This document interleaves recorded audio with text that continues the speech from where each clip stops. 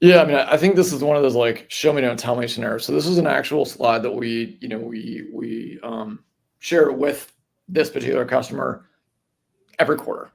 And so what we do is that before a customer, sometimes we've got to go through a pilot process. As I said, we're a brand new tool in a very expensive competitive market, right?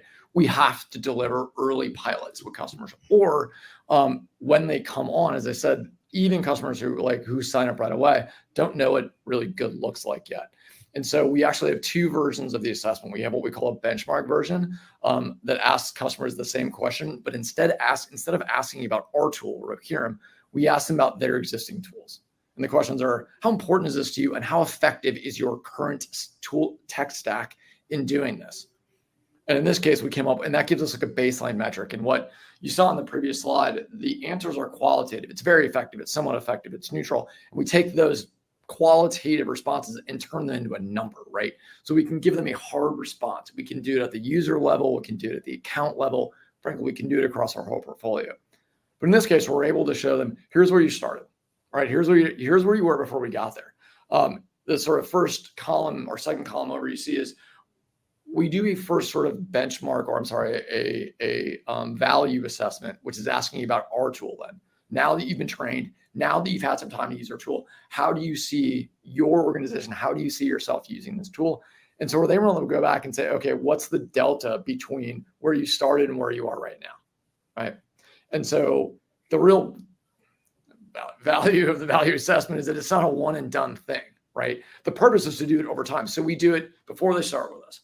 We do it right after they're trained and they understand they see the potential of the tool. They see the power of the tool. Then we go back 3 months later. There's an adoption period. We know that, right? And we expect that. We talk to customers about that. So we can see an improved value attainment over time. And then the dotted lines here, we're not done with where we are. We always give our customers a goal and our executive buyers a goal. Here is where you are, but we expect to be here over time. We're not done. We're not going anywhere. We want to make sure that we're putting together a success plan that allows you to hit another level of achievement. That's really valuable. The horizontal line here is the sort of average score across all of our customers. Anybody ever talk to their customers and it's like, do you want to know how well you're doing at your peers? It's what everybody wants to know, right? Okay, stack rank me against everybody else, right? It's like, that's the hook. Tell me where I am relative to everybody else. This gives us a good benchmark of that. Right, we weren't, they were below the average early on. That's fine. We expect that. And that first session, great. We also sort of expect that they haven't been using the tool as long as other has, but they're close to it. Now you're above it. Great. Who wants to stop once you're beating everybody else? Nobody. Let's keep going, right? And so I just sort of walked through this, but I think anybody could just look at this slide and just instantly kind of understand what we're talking about.